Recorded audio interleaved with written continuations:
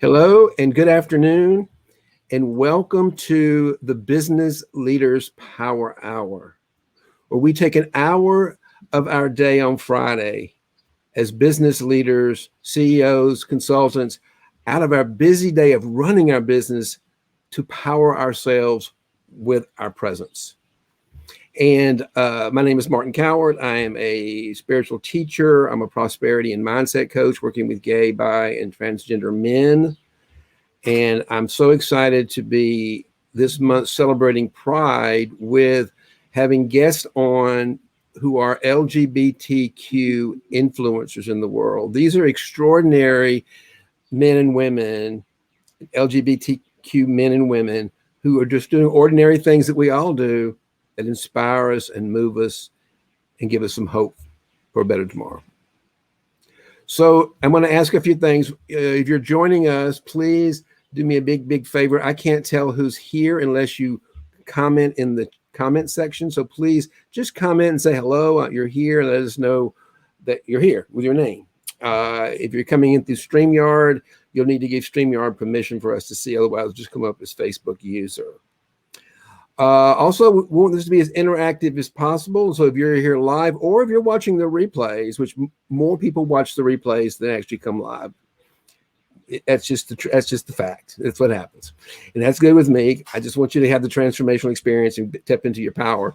So if you're watching the replay, just put into the comment section any comments or questions, and I'll reach out to you for certain. And Carlos probably will too, because he really wants you to get his message today and be able to step into your power. And we all have limiting beliefs that we're not good enough or we're not smart enough, and particularly those of us who are in minorities, those of us who are in the LGBTQ population. We were always told as kids that we weren't quite as good as the normal folks, supposedly. Well, that's just not true. And we were also told all kinds of things about ourselves that limit our ability to step into our full potential. But I'm going to tell you something, and Carlos is going to reinforce it in a second. You have enormous, infinite potential hidden within you that we just need to let loose. So the purpose of me having these stories is so you can hear how other people have unlocked their potential and are doing mighty, great things for themselves and for the planet to make the world better for everyone. So I'm going to, which is hard for me because I'm a public speaker and I love to speak, but I'm going to turn over the microphone to my friend Carlos, who I've known Carlos for quite a number of years. We were in leadership track together in the Mankind Project. He's gone on to become a certified co-leader, and I think he's working pretty soon to become a full leader. I'm not sure when he's going to take that step, but I'm sure he will eventually, I think, from our conversations. But he's a certified co-leader with the Mankind Project. I did that for a while. I don't know how much. I love the Mankind Project, but I've got another focus right now, and that's my own business and my own program. So I'm going to probably pursue that because there's only so much energy in the day. But that's how we know each other. We were on leadership track together for a number of years and became good friends. And I know he's got a great message for us today on how to transcend our limitations, being a bisexual man, a Latino man, and having one of the oldest minority-owned Wall Street brokerage houses out there, minority-owned brokerage houses out there. I want to know, Carlos, how did you get that? How did you get here? Tell us a little bit of your story. And we want to hear that. We want to hear it all because I know it took some bumps along the way, and it's probably still taking some bumps along the way. But that's not how we grow. We grow through our failures, and that's what we want to know about is what you've learned from your failures. That's what, and what those lessons are, and what you might be able to share with our audience here today. Thank you, Martin. Thank you for the invitation, and just being here is a stretch because I normally focus so much on my work during market hours. So just being here during market hours I'm feeling fear and trying to be sucked into my regular activities, but it's important. It's important to release. Well, I'll first introduce myself. My name is Carlos Legaspy. I am 54 years old. I'm originally from Mexico, from from Ciudad Juarez, which is up, kind of nudged against the border next to El Paso, Texas. So I grew up in a very, no pun intended, bicultural environment, because we were crossing back and forth across to the U.S. and very different from the interior of Mexico and also from the interior from the U.S. That duality and ability to understand how the American system works, but also very proud of being Mexican, has served me well over the years. I'm talking about failures. I'll start with probably, to this point professionally, the hardest moment in my life, which occurred February of 2020, a little bit over a year ago. The firm that I built over the course of 30 years, I was about to file for bankruptcy. I was surrounded by what I saw at the time, unsurmountable challenges, and I was seeing no way out. And it was breaking my heart, because I value my employees. About 100 families depend for their livelihoods, and I felt completely surrounded. And it's in my mind, my brain was trying to figure out what to do, one more creative thing, another Hail Mary. And I had to come to a place of surrendering, of putting it in the hands of a higher power. Saying I could only take it up to this far, and I accept what more made to come. And that, at that moment, in a very ironic way, COVID came to save me. I needed my world to stop for a while for me to reorganize. And I got the mother of all stoppings, because literally the whole world stopped. And I took advantage of this past year to restructure and rebuild. And now I'm getting ready to rebuild and go for higher horizons. I'm not completely out of the woods yet, but it just reminded me of how important it is to have a strong spiritual foundation, because it's I, as an entrepreneur, I'm a co-creator. I co-create my business, my company, great part of my talents, my efforts, but also the talents and efforts of the people that choose to collaborate with me, join me on the endeavor, and also spirit or higher power. Because there are things that I don't control, and I just need to accept that.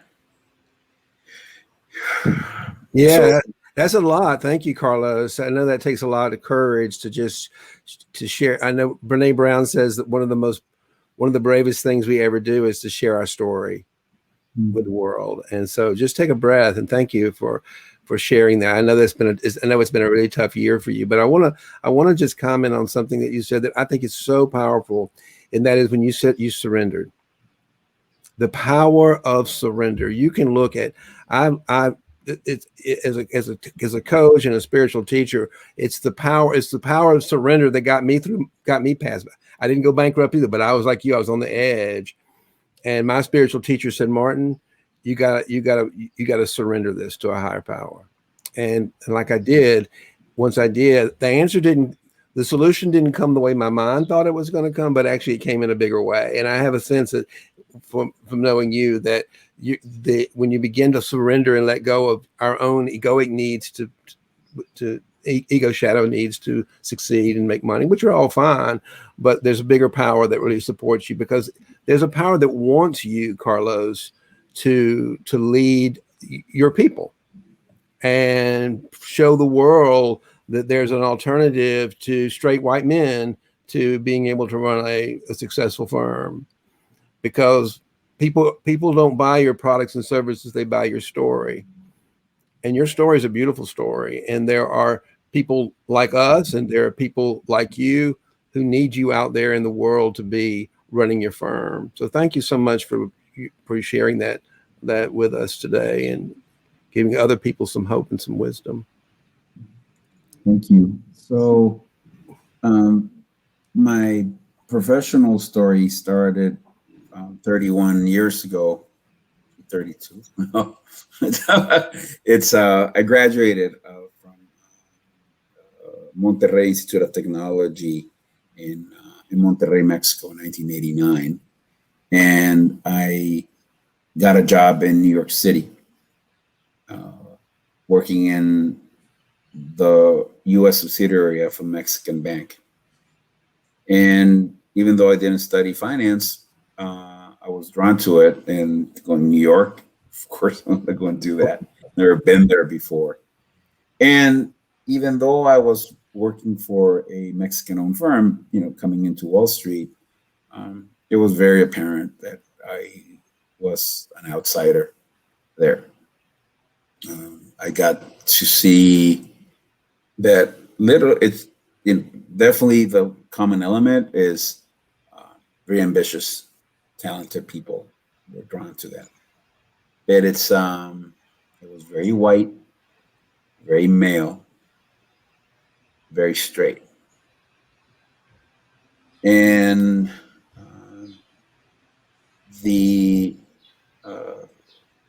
sometimes greed is like in the movie Wall Street, is good, because sometimes maybe the outsider, but at the time Mexican Securities were hot, and they got to deal with me if they wanted to, make money. And so at least I developed those relationships, even though we went to our different worlds, once the market closed. But it's definitely more back then, in terms of the good old boy network. And I said, well, if I want to really thrive in this, I need to create my own space, because I'm always going to be kind of like, the kind of like, in the corner and all that. We'll call you when we need you, but you're still kind of not at par. And I set an intention. I don't know how long it was going to take me, but I wanted to have my own firm. I was 23, 24, no money. But I kind of set an intention and a goal to aim and said, at some point I'm going to do it. And that informed my choices and my decisions going forward. That allowed me to make tactical decisions as things came to me, saying, well, is this congruent to where I want to be or not? And that's how the decision tree evolved. So eventually I left New York, took an opportunity in Texas. Then the firm I was with failed. That I saw it as an opportunity to go independent, take the salary and just work on pure commission. And then I still wanted to set up my own firm, but I couldn't. So I affiliated to another firm that gave me a greater level of independence. And then it's in 2012, I started in 1990, just to give you an idea. The firm I was affiliated with for my licenses came up for sale. And I got a lot of pushback saying I'm crazy, why do I want to do that? But I cracked my piggy bank and I every penny I had saved, I used that to buy the firm. And I bought the broker dealer that I currently own. Was based in Chicago. The firm had been around for quite some time. It was started in 1970, and I moved to Chicago to run the firm, and finally realized that vision that I had set an intention 20 years prior. And it's one of those situations, kind of like careful what you wish for, because the challenge was huge. You know, I went from an operation of 5 people to 30 employees, and then multiple reps and brokers, and it's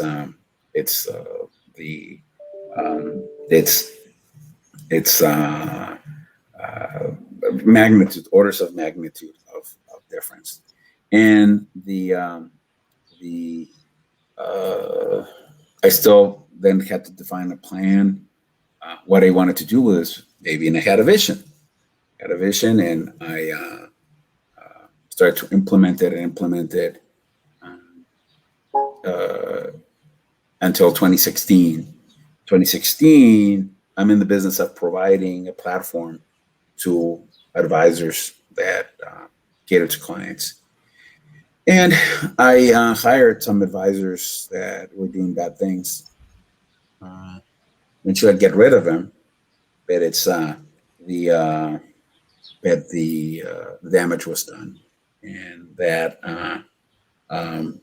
the damage was done, and I got sued for over $40 million from what they did, not anything I did. But I'm an easy target. You know, broker dealers are sitting ducks in the legal world, and that's what eventually led me to the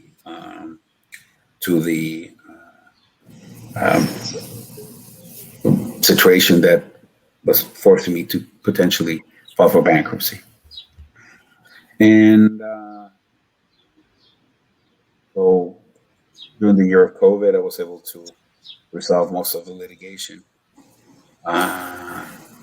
And as the world emerges, I'm now emerging myself. And it's and I still have some residual cleanup, and I'm holding the true people that did the bad deeds accountable. That's going to take some time, but I'm still here. And yes, you are. And yeah, my competitors thought, I'm gone. He's done. And surprise, surprise, I'm still here. And so from that experience, that also, I think, came the finest hour to keep the firm together. And you're building, and I know you're building a really powerful firm, because I know you're doing it now because of that surrender, that you're now building it from your heart. Yes. And you're building it, and that vision is probably going to, I would imagine that vision is going to be even stronger, because when you begin to build from your heart space, having gone through the ordeal that you went through, yeah, you had to let go of sort of the egoic shadow, but what the vision could be. And now it sounds like to me the vision is much more aligned with your true values and principles of what you are as a man and what you care for, because you realize how important that is in your industry. To be a man of integrity and accountability in that industry. And so I just want to applaud you for stepping through and having the courage to just stand up for yourself and for your tribe. I'm going to call it a tribe of people that Latino, non-heterosexual people, men, can look at you and be inspired by, motivated by you for having the courage to stand up against all those odds to create what you're creating. And and that's why I invited you here, because I think the story is so powerful. I know it's still hard for you. I mean, 2020 was just around the corner, and it was just a while back. And while it's in the rearview mirror, I'm sure there's still some painful things that come up inside you occasionally. Mm-hmm. I want to ask you something else that I know about you, if you don't mind. I know you're a deeply spiritual man, and have a very strong faith. What do you think where did that come from? How did you get? I don't know if you want to share that story about the desert or not, but did that have anything to do with you discovering the deeper part of ourselves than just what we see physically and mentally in the world? There was there's not it was a process, growing up in Mexico in the 1970s, even though my family was not religious, it's a heavily Catholic society. And even though I had not realized my sexual orientation at the time, there's still a lot of the traditions of religion didn't gel with me. And in essence, I rejected everything that had to do with spirituality and religion. I lumped it all together and I threw it out the window. And it wasn't until my 30s that I started to realize that there was a difference between religion and spirituality. And little by little, I started to explore that I realized that I had thrown the baby with the bathwater. And that if I wanted to have a spiritual life, I wanted to do it under my own terms, so that it would be congruent with what I saw as the universe worked, and it's the little by little I started building and I started discovering different things. A couple of things, I am an addict in recovery, and I had to come to that acceptance and realization back in 2009 when I started to confront my addictions and surrender and turn to a 12-step program that involved that first thing, that my life had become unmanageable. And that was the next step. And then probably that huge step is that experience I shared with you regarding the experience in the desert when I got lost. And you experienced that with me, but I don't think you've shared that with these guests yet. Why don't you share a little bit about? That's a powerful experience. And I too have been. I'm also in recovery. I've been in recovery for 8 years, and and what I learned from that, you're right, is surrender. And it is the 12 steps of, people don't realize there are really 12 steps toward higher levels of consciousness or enlightenment, as Buddha would call it. So I get the connection. I just want to make sure that the audience understands that we're talking about spirituality, and the way many of us get there is through, particularly if we dealt with addiction issues, is through the 12 steps of recovery. And we learn to surrender, that there is a higher power than ourselves that goes beyond religion. It goes to the truth of how the universe works. So thank you for sharing that bit. And I'd love to hear a little bit more about your desert experience and how that really woke you up to the truth of spirit. Yeah, I went camping in the desert in Baja California, Mexico in May of 2012. Mm-hmm. It's a place I have gone many times. And the most comfortable way to get there from the time I had been there is to go across a dried lake bed that dried many years ago, but the surface is very smooth as opposed to the traditional dirt road, which is all very bumpy and uncomfortable. So I went through the dry lake bed, and then there had been some construction for some reason in the middle of the lake bed, and my vehicle got stuck in the sandbank, and I could not get it unstuck. There was nothing, no plants, nothing. And I was about 40 miles from the closest road. And I knew that I could not stay there because temperatures would get to, something could kill me. And grabbed as much water as I could and started walking towards the direction that I thought help might be available.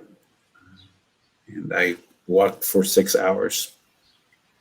And for a long time, I thought I was not going to make it. It's ran out of water. Tried to find a little shade here and there.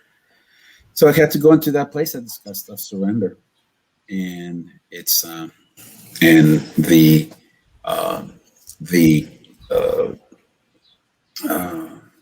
acceptance of whatever the outcome would be. At the same time, not giving up. I was not going to give up. I was saying, if this is my time, I accept it, and I'm going to make my damn sure that it isn't as much as I can. And so I just kept walking and walking, walking. Eventually, I got found by National Geographic film crew, and they went to this little farmhouse. There was the caretaker there. Told them, and he didn't have a vehicle. He went and walked 3 miles to come bring me water. And thank you, Facebook user, for saying hello there. Good to see you here. Glad you joined us. Yeah. So it's powerful experience. I still think it's changed my life and kind of pushed me through to where I'm at right now. Yeah, what's interesting, it's if you every one of your stories is always about, people always ask me how to something, and it's always surrender. It's always letting go and going into that deeper part of ourselves, that spirit that's actually guiding us and guides us into, because we don't know. The mind's always thinking, well, this might be the end of time, but it might be, but it wasn't, and that's a good way to begin to look at everything in life. We don't really control anything as human beings. We, as beings, there's a being part. Eckhart Tolle calls us. He says, "Is human beings are many humans plugged into one being, one unifying source of creative love energy." And when we can't see it, touch it, feel it, but we kind of know instinctively we're in it, and that's what we're surrendering to. We're surrendering to that higher part of ourselves that got us here.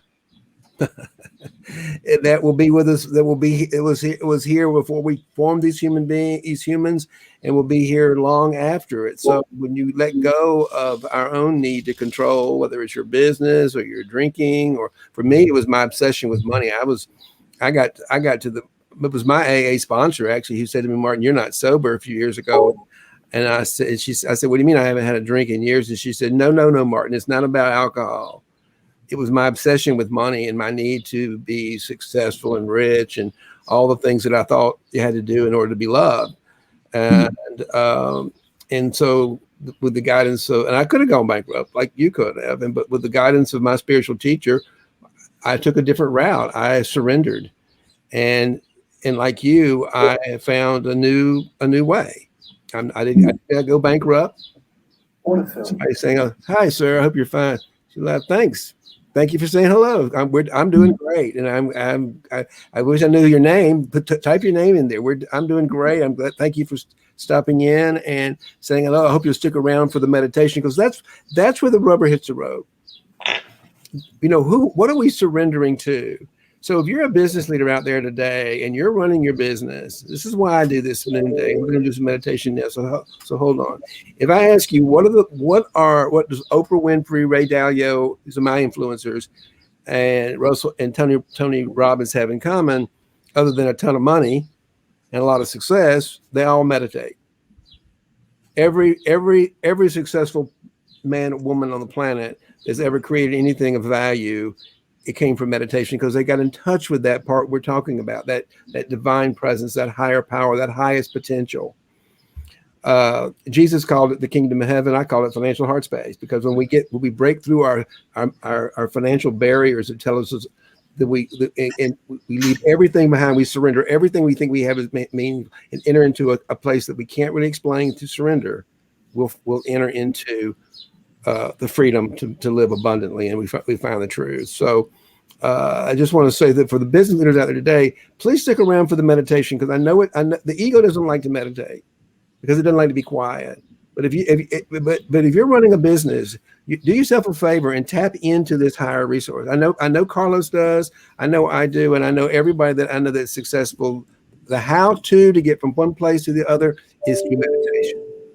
So I'm going to teach you today a form. Carlos, if you're going to be my meditation student today, that'd be wonderful. I'm going to teach you a form of meditation called centering prayer. It's a contemplative prayer practice that Father Thomas Keating came up with about 40 years ago. And it's the most direct way I know to get directly out of our ego thinking mind, out of the ego shadow mind, and into our heart space where truth resides. And so I want to take you through, I'm going to teach you a few techniques. We're going to take you in there, and we're going to give you 20 minutes to just really let go. And if you're new to meditation, 20 minutes is going to seem like a really long time. But we're here with you. You're not alone. And actually, what you start doing is 20 minutes flies by and you wish you had more. But 20 minutes is about the right amount of time to let go and reboot, if you will, recharge and re-empower ourselves. So I'm gonna set my meditation timer for 20 minutes, and we're gonna get started.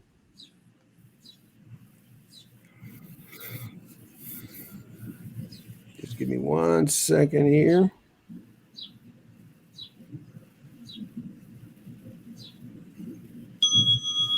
So there's a bell. You're going to hear the bells from time to time. They're called interval bells. And the purpose of the interval bell is to wake us up during the meditation, because what we do is the mind will get fixed on a thought. It could be a good thought, it could be a bad thought, it could be a worrying thought, but it gets on a thought and it begins to chase it down a hole. Or we might get sleepy and fall asleep. It doesn't matter, but the bell's going to wake us up and give us a chance to reset.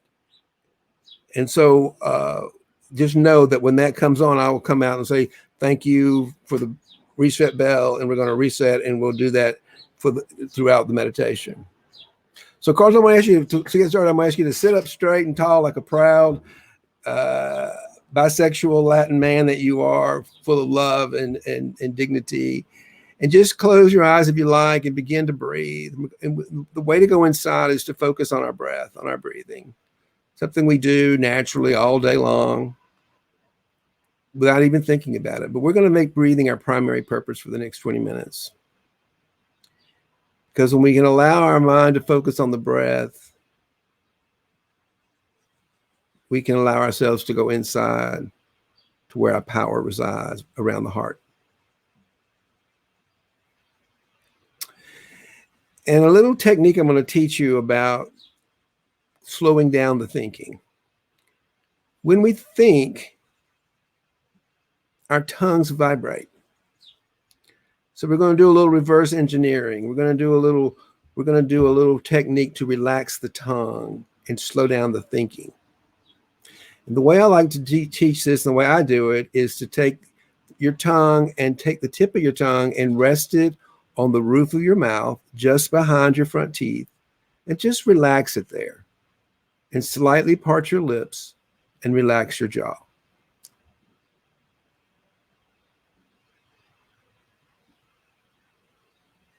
So you've got an intentional sort of facial expression. It might not be something you're typically used to. So it kind of brings us into focus. And now just allow the breath to naturally glide over and soothe the tongue, as if it's massaging the tongue, to relax it and slow it down.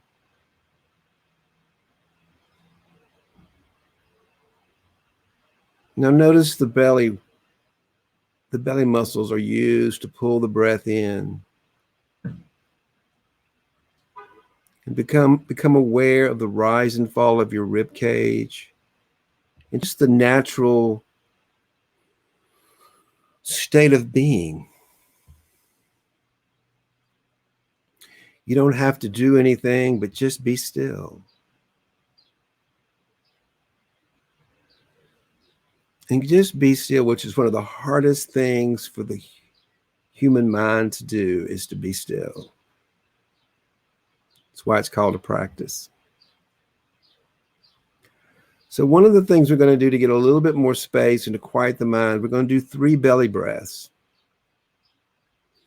And they look like this. You're going to use your belly muscles to pull the breath in through the mouth and through the tongue, across the tongue, down the throat, open up, expand the rib cage, expand the heart space, and pull the breath deep into the belly to create more space. And just hold it for a second, and then we're going to let it go. So you ready? With your belly muscles, pull the breath in through the mouth and the tongue. Bring it down deeper into your belly. A little bit deeper and hold it till it's a little uncomfortable. Now just let it go. And as you let the breath go, let go of every thought, opinion, and judgment you might be having right now about me, about Carlos, about yourself, about the world. Any judgments or opinions you have about things, stories. Just let them go. Consciously let them go. Surrender them, as we spoke about earlier. And allow yourself to fall back into love, into spirit, into spaciousness. We're going to do another belly breath. Again with the belly muscles. Pull the breath in through the mouth and through the nose. Across the tongue. Expand the heart. And really pull it down into your belly to anchor yourself in the chair. Pull it in a little deeper. Pull it in, hold it. Now just let it go. And let go of any remaining thoughts and judgments and stories you're holding on to. Anything you're worried about, any plans you're making, just let them go for a few minutes. Create some space for new plans, new ideas, new creativity. And we're going to do one last belly breath, and then I'm going to be quiet for the duration of the meditation, except for the interval bells, which will just wake us up, and I'll guide us to reset and fall back into love. So here we go. With the belly muscles, pull the breath in through the nose and through the mouth, across the tongue. Open up your heart, a little expansion. Pull it deep into your belly as an anchor to hold you into the space. Hold it a little bit deeper, get a little more space, maybe get a little uncomfortable. Now let it go. And let everything, hold on to nothing, go with it. And be still and know that I am God. Not me, Martin, not you, Carlos, but the big I am. The big I am we surrender to. Just allow yourself to fall into the I am.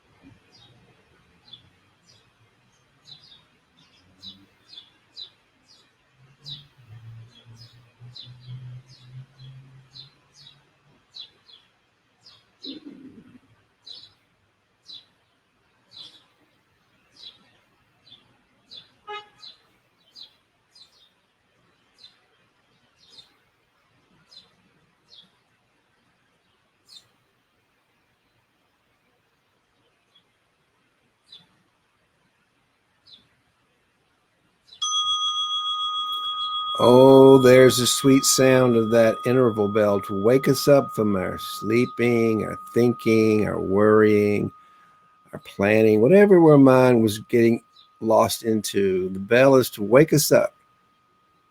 An invitation is just to let them go. Thank that brilliant mind for all its work and let it go and fall back into love.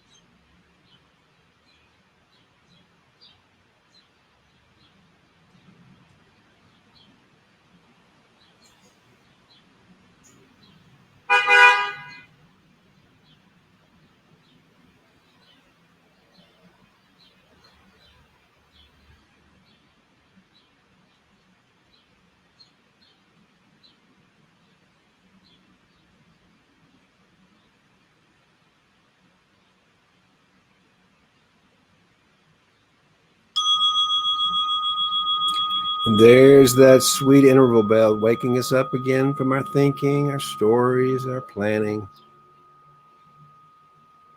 Just thank that brilliant brain for all the hard work it's doing and just let it go. Invited to let go of everything, hold on to nothing, and fall back into the emptiness, the infinite, unconditional space of love, our essence.